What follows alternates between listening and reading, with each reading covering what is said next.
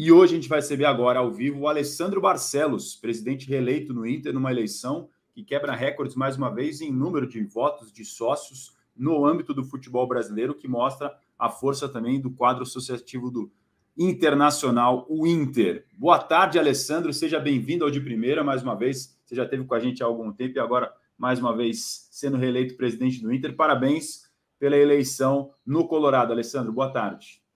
Boa tarde, Razan, boa tarde, PVC. É um prazer estar falando com vocês aí, e principalmente depois de um momento importante para o clube, onde tivemos aí mais uma grande eleição, né? Já tínhamos no pleito passado este recorde e agora nesta eleição a possibilidade aí de mais uma vez atingirmos esse número importante de votos, de sócios, né, que participaram desse pleito, reforçando a democracia do Esporte Clube Internacional e ao mesmo tempo legitimando, né, todo um processo de escolha de seus dirigentes aí para os próximos 3 anos. Então, responsabilidade dobrada agora, né, e ao mesmo tempo a importância da gente valorizar isso quanto clube, quanto instituição e trabalhar para que as coisas sejam melhores do que foram nos 3 primeiros anos, porque fizemos uma semeadura, fizemos um plantio e agora queremos colher junto com o torcedor exatamente frutos deste momento. Foram 29.800 sócios, quase 30 mil, né? Participação massiva realmente. 15.994 para a Chapa 1, 13.531 para a Chapa 2, o que mostra um pouquinho, ilustra isso que a gente acabou de falar sobre a presença dos sócios do Inter, mais uma vez quebrando um recorde em eleições no futebol brasileiro. A responsabilidade, Alessandro, depois o Inter viveu uma temporada curiosa, né? Chega numa semifinal de Libertadores, fica detalhe de disputar uma final, toma a virada do Fluminense, e depois no Brasileiro teve que recomeçar ali, juntar os cacos para terminar uma temporada de forma mais tranquila.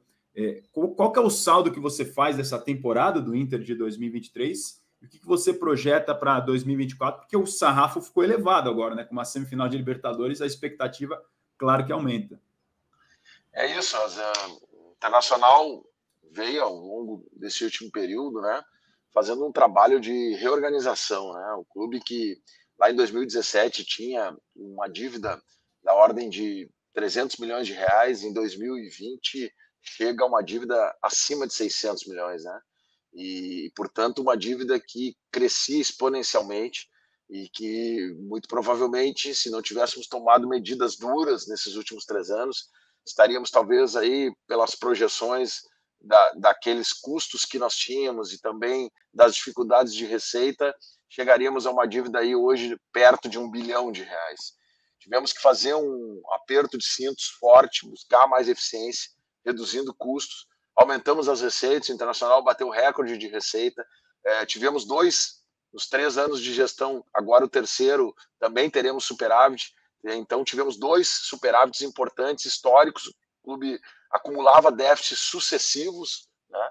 E esta necessidade de botar a casa em ordem era fundamental. Isso nos custou, por exemplo, títulos importantes, batemos 2 vezes na trave, né? 2021 chegamos ao vice-campeonato, 2022 de novo chegamos ao vice-campeonato brasileiro, né? Este ano entre os 4 maiores da América, e infelizmente não vieram os títulos.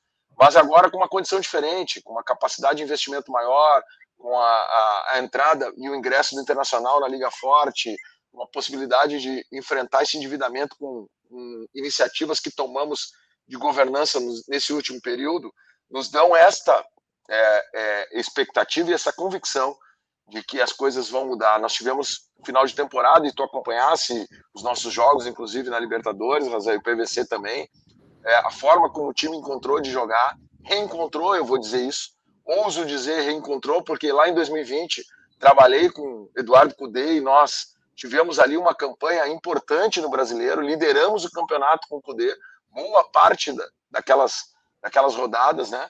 E uma forma de jogar que agora a gente entende que é uma forma, a gente gosta de ver o time jogando, com a chegada de reforços que não foram possíveis chegar antes, exatamente porque estávamos vivendo um momento financeiro difícil e tivemos que ter senso de oportunidade para que muitos jogadores, como lá atrás, Vitão, Wanderson, pudessem, para dar alguns exemplos, de pena, pudessem estar aqui, né? E também movimentos importantes que fizemos com o espaçamento ou a possibilidade de contratação de jogadores com final de contrato, como foi o caso do Ener Valencia, do Arangues, do Bruno Henrique, a chegada do Rocher. E hoje a gente entende que tem um grupo competitivo, mas não é ainda o suficiente. A gente ainda está e já iniciamos esse trabalho com planejamento e execução para termos uma equipe ainda mais forte o ano que vem e com isso colher os frutos desse trabalho que serão, sem dúvida nenhuma, a briga por títulos e por conquistas. Vou passar a bola para o PVC, só antes de fazer uma perguntinha rápida, jornalista é curioso. Presidente, o Inter tem interesse ou conversa pelo Gustavo Scarpa? Mas a gente tem costume aqui, e mesmo no processo eleitoral foi muito difícil conter isso, né? Porque surgiram nomes na disputa eleitoral, inclusive impossíveis para o Internacional, né? Digo isso em relação não à grandeza do clube, mas em relação aos valores que se falavam, né?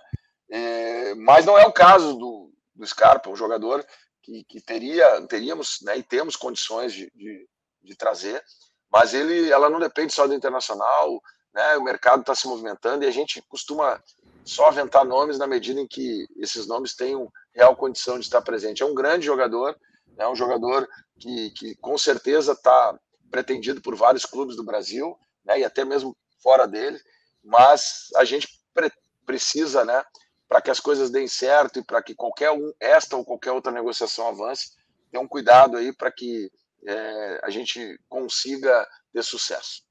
PVC. Na reta final da Libertadores, Alessandro, eu falava que o Internacional tinha montado um time que tinha os dois únicos jogadores da América do Sul, dos clubes da América do Sul, titulares na Copa do Mundo, um no gol e outro no comando do ataque, Rocher e Ener Valencia, que chegaram no meio da temporada pelas circunstâncias que você já explicou. Está claro que é melhor se você conseguir montar o time do ano inteiro a partir de janeiro, se você puder fazer isso.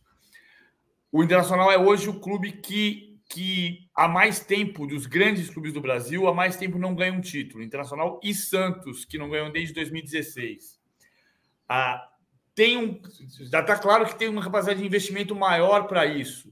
Mas tem, além disso, algum ensinamento desses dois vice-campeonatos do que é preciso acertar para voltar a ganhar um título a partir do Campeonato Gaúcho, mas para o Internacional é importante voltar a ser campeão. Ser campeão gaúcho, campeão da Libertadores, campeão brasileiro, que não ganha desde 79.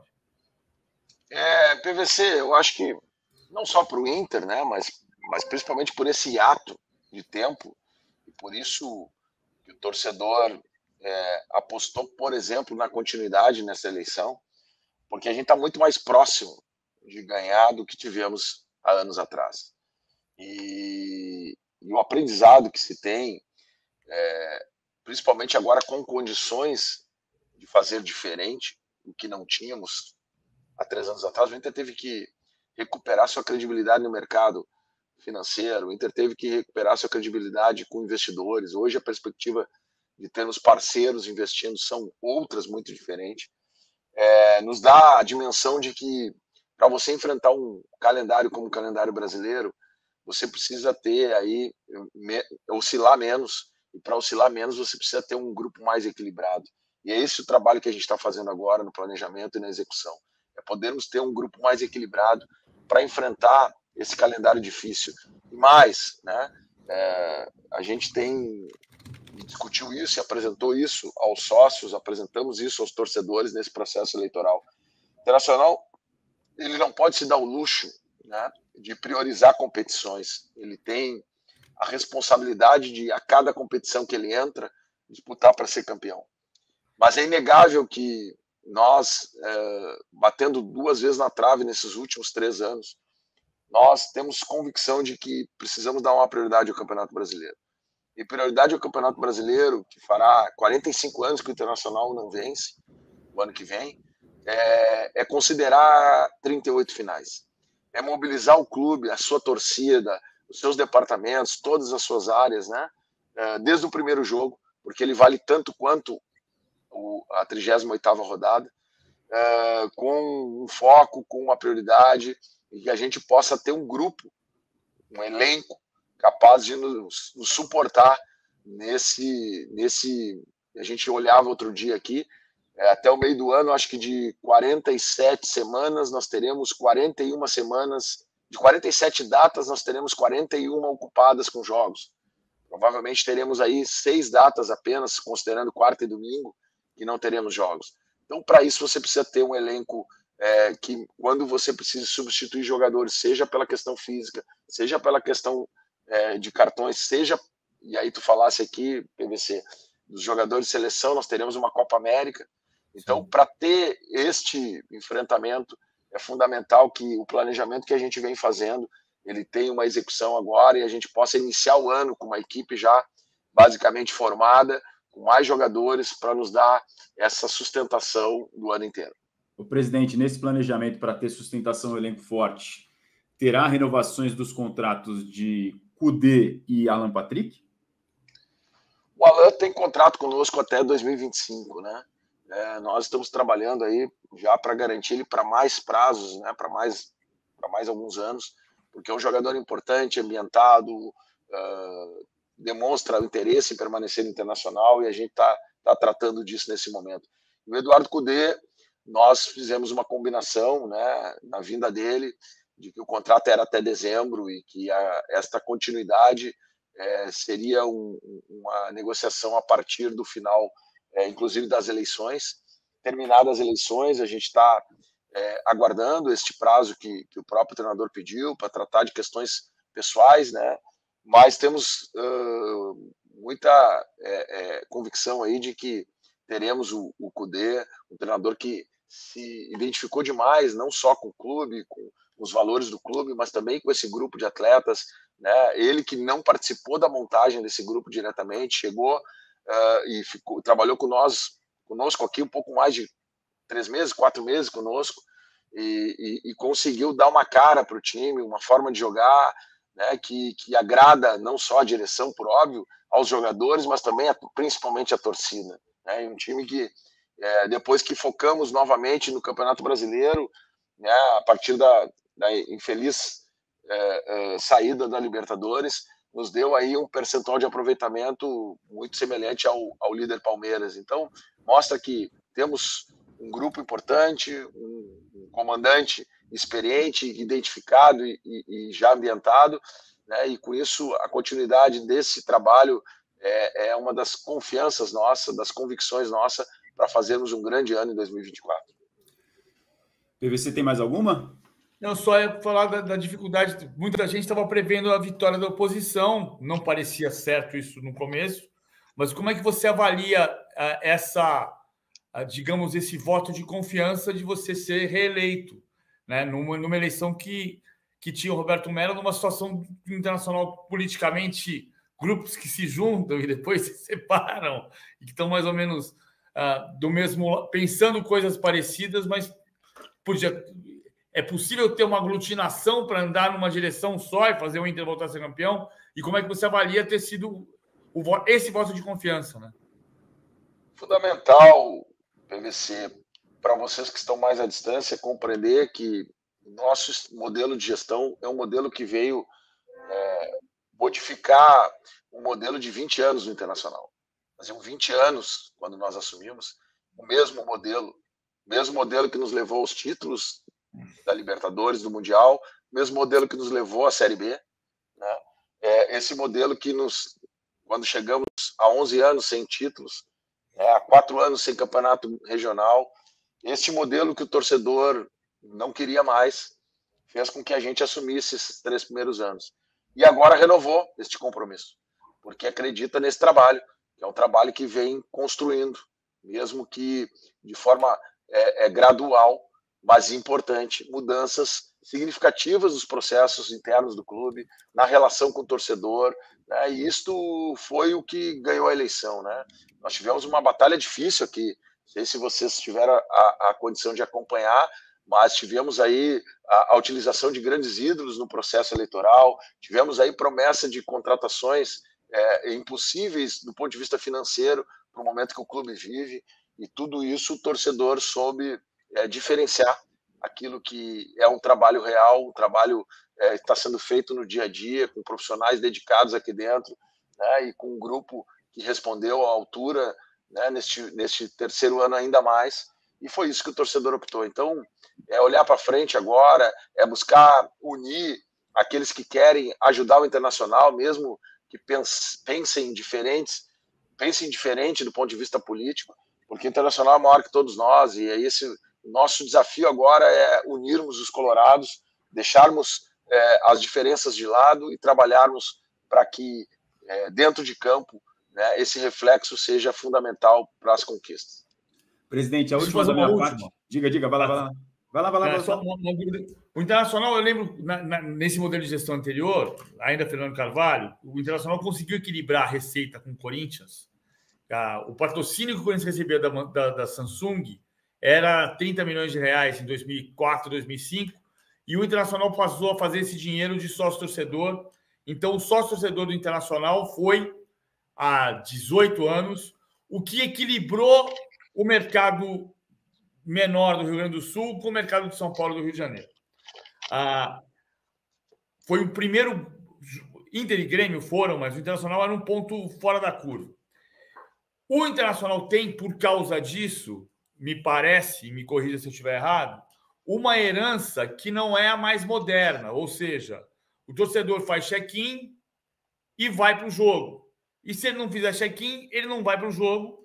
E o que tem mudado as taxas de ocupação, principalmente de Palmeiras e Corinthians, mas de outros clubes, é o fato de que você tem um plano de fidelização. Então, só o torcedor compra o ingresso, passa pela catraca, soma ponto. Se ele não compra o ingresso, ele não soma ponto. E se ele compra o ingresso e não passa pela catraca, ele perde ponto.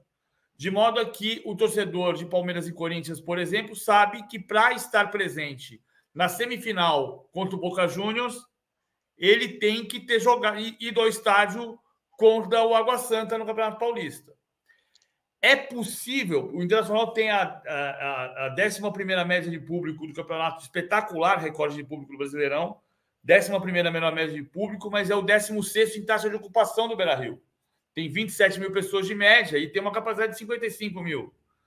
Então, é possível fazer essa taxa de ocupação subir a partir do plano de sócio-torcedor? Vamos lá, só deixar claro aqui. O torcedor que só faz o check-in hoje, dos 130 mil sócios do Internacional, é menos de 20 mil. São em torno de 18 mil, 19 mil. O restante dos sócios, ele paga um valor do ingresso. E o sócio que paga o valor do ingresso vai ao jogo. Mas realmente, quando você tem um jogo, por exemplo, semifinal de Libertadores, quartas de final de Libertadores, você tem certeza de que terá público máximo. E estes 20 mil, eles têm direito a, antes dos demais, esses 18, 19 mil, a fazerem o check-in. E aí sim é um problema que nós estamos resolvendo exatamente com o investimento em tecnologia que fizemos. De que nestes jogos, para que a gente não tenha problema, a gente possa ter, a partir dos jogos anteriores, que são de menor, vamos dizer assim, interesse do torcedor, uma pontuação, um ranking, para que esses sócios que só fazem check-in nesta hora tenham aí, né, a condição de disputar esse espaço e os demais sócios de terem minimamente uma condição, né, de não termos o check-out, né, de termos o check-out, de não termos aquele torcedor que fez o check-in e acabou o no-show, acabou não aparecendo no jogo. Essa é fundamental, a gente precisava investir em tecnologia, já fizemos isso, hoje temos um aplicativo, Mundo Colorado, desenvolvido especificamente para o Internacional, já está numa versão avançada para isso, né? E vai nos ajudar nesse processo de ocupação. Mas mais do que isso, é fundamental que a gente tenha aí sim uma capacidade, não só com esta modalidade que a gente chama de carteira vermelha, que é só de check-in, mas também com as outras modalidades que compõem o restante, 110 mil sócios ou 100 mil sócios a mais, uma capacidade de mobilização e de presença no estádio. O Internacional teve, é importante isso, talvez o ingresso mais barato de uma semifinal de Libertadores, né? Nós tínhamos ingresso tanto a R$10 para sócios de baixa renda, como ingressos a R$32, né? Então, são ingressos que podem e facilitam o torcedor né, de poder estar no estádio, quando a gente tem visto aí em alguns jogos no país, no centro do país, ingressos mais baratos a 150, 200 reais, o que afasta esse torcedor mais humilde. Para quem não é sócio, o caso do que eu estou colocando a questão é o cara que vai sempre ter a fidelidade para poder continuar indo no jogo grande. Isso é fundamental, PVC. Nós estamos trabalhando nisso para melhorar a nossa taxa de ocupação, que é um desafio para todo mundo. E repito aqui, nós vamos trabalhar muito com uma campanha forte em cima de um campeonato brasileiro com 38 finais. Isso para nós vai ser fundamental e a gente quer no primeiro jogo já ter um público recorde para mostrar que isso de fato é uma prioridade do clube, da torcida e de todo mundo. O desafio é fazer o torcedor entender isso, né? Porque como não é aquele mata-mata de final, são 38 jogos iguais, né? Entre aspas. Exatamente. Mas esse final... é o desafio para o meu pessoal do marketing trabalhar bem isso, entendeu? E a gente poder disseminar essa... Mas a gente percebe aqui que há um interesse do torcedor nisso, tá? Isso não é uma questão também só um desejo nosso, é um desejo que dialoga muito com o sentimento da nossa torcida. Presidente, a última, eu sei que o senhor não gosta de falar de nomes, mas como está sendo veiculado, eu preciso perguntar, porque jornalista é assim, não tem jeito. O zagueiro João Vitor, que está ex-Corinthians e atualmente no Benfica, o Botafogo é um dos clubes interessados, o Inter também tem interesse nesse jogador, presidente? Não, eu tenho dificuldades, porque isso não nos ajuda num processo de contratação no mercado. Peço que vocês compreendam isso, mas, sem dúvida nenhuma, falar sobre o João Vitor é falar, chover no molhado, é um jogador importante, um jogador que sempre foi monitorado e sempre, dependendo das condições, a gente não conseguiu avançar, né? Mas isso depende de vários fatores, não só do interesse internacional, para que as coisas aconteçam. Pelo que eu entendi das palavras do senhor, a confiança é grande na permanência do Kudê para a próxima temporada. Perfeito, estamos trabalhando muito para isso, é importante para nós. Óbvio que depende da palavra final dele, mas a gente tem uma confiança e se tivéssemos já confirmado, estaríamos aqui, né, anunciando, mas isso também vai depender aí de uma palavra final dele. A gente espera aí talvez a semana que vem já estar com isso resolvido. Presidente, quero te agradecer pela participação com a gente ao vivo aqui no De Primeira. Parabéns pela reeleição. E sabe que as portas estão abertas aqui do All Sport para a próxima temporada, que seja de sucesso. E quem sabe para encerrar esse jejum aí de títulos do Inter, esportivamente falando, dentro do futebol. Obrigado, viu? Obrigado.